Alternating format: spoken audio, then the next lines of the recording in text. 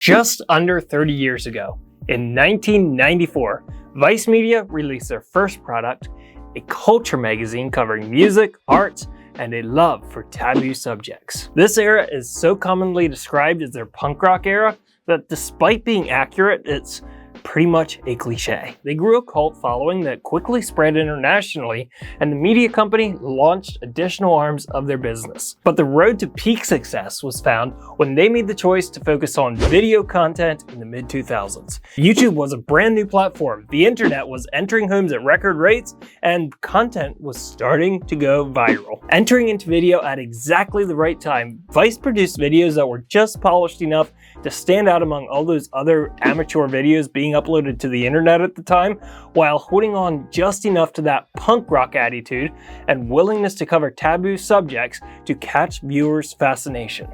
And they went viral. They were riding trends, going viral, and using shocking titles to pull viewers in for equally shocking videos. They were the media company that was capturing the hearts of millennials, and they claimed that title for nearly a decade. In fact, the established legacy publications were starting to get worried. Would they die along with their current readers, with media companies like Vice and BuzzFeed taking their place for future generations? However, the base of this mountain of success was not as sturdy as some had thought. Legacy publishers such as New York Times had one giant advantage that Vice didn't: paying subscribers. He who lives by the algorithm will die by the algorithm. And most of Vice's life came from algorithms, whether it was YouTube or social media. In the early days of the internet, nearly anything or anyone was fair game to go viral. Consumers far outweighed producers, and algorithms were much less curated. But as time went by and social media and content sharing sites on the internet were put under more scrutiny for what happened on their platforms, algorithms became much more picky about the stuff they promoted. Facebook started limiting the reach of shared items and business pages, preferring person-to-person connection on their platforms. In 2017, the adpocalypse happened on YouTube, severely limiting the ability to monetize less family-friendly content. At the same time, a generation who had grown up watching YouTube decided they wanted to be YouTube stars, and with no barrier to entry, it became a lot more competitive to get those views online. They say the average life of a YouTuber is 5 to 10 years, and Vice had reached their lifespan. Their content lost its edge and the clicks, and with so much of its revenue based on the ability to go viral,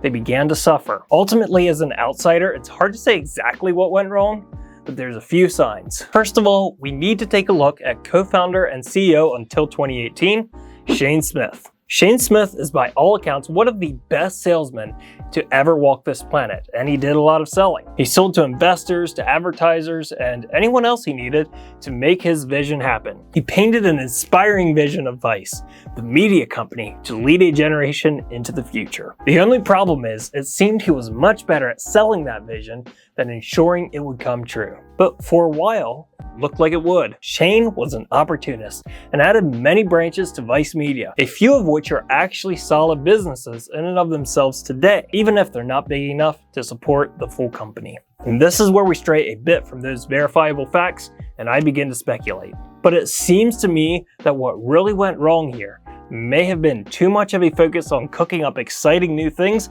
and selling them, and too little focus on making sure this was all built on a reliable foundation that could weather the wildest of storms, which were bound to come. This is a sober warning to us as business owners. Everything looks like an opportunity, and there truly are opportunities at every turn, but we must be sure that the opportunity fits and will not ultimately cost us our whole business. As for Vice, high overhead and dwindling advertiser income has been the nail in the coffin of a media company in decline. It appears they will either be bought by George Soros's investment fund or be turned over to their biggest loan holder, Fortress Investment Group.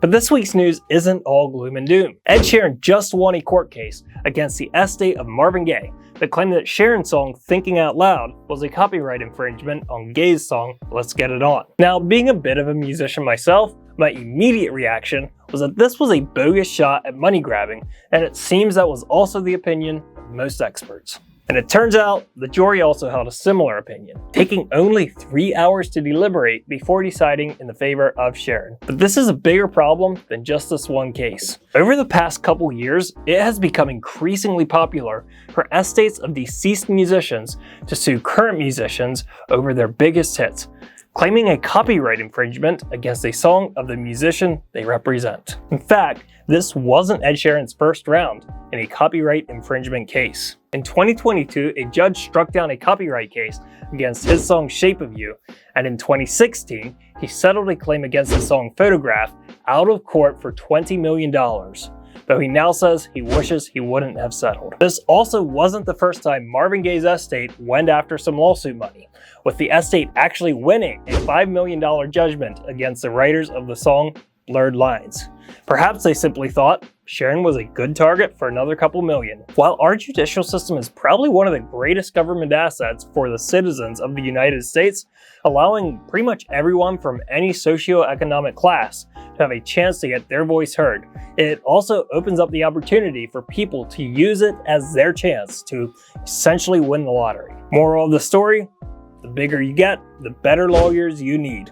Also, a bunch of McDonald's franchises are currently in a lot of trouble for illegally employing minors, up paying hundreds of thousands of dollars in fines. So if you employ high schoolers in your business, be sure that you're familiar with the laws around that and comply. The last thing you need is an unhappy parent bringing your business a lawsuit or fine. In other news this week, it turns out that employees are happier than they've been in decades. A few weeks ago, we covered the rising demand for employers to take employee mental health into consideration, and it seems to be paying off. In somewhat worse news for the workplace, it's been discovered that the average employee blows a total of 2 days a week between meetings, emails, and communication tools like Slack. All of these things are great in their place, but it's important to make sure that your employees have focused time to put their head down and get things done. Create deep work hours, or whatever it takes to make sure that work isn't simply just squeezed in between all these other distractions. Also, remember when cannabis was the new gold a couple years ago? Even though more and more states are legalizing it for medical and recreational use, the industry itself is suffering a bit. The black market still takes a lot of business away from the legal market because of price differences due to taxes and fees, and it really doesn't seem as though legalization is on the federal government's agenda at all at the moment. So it remains a risky industry, far short of that gold rush it was thought to be 5 years ago. That's it for this week. Comment your thoughts on this week's news and subscribe to see future episodes.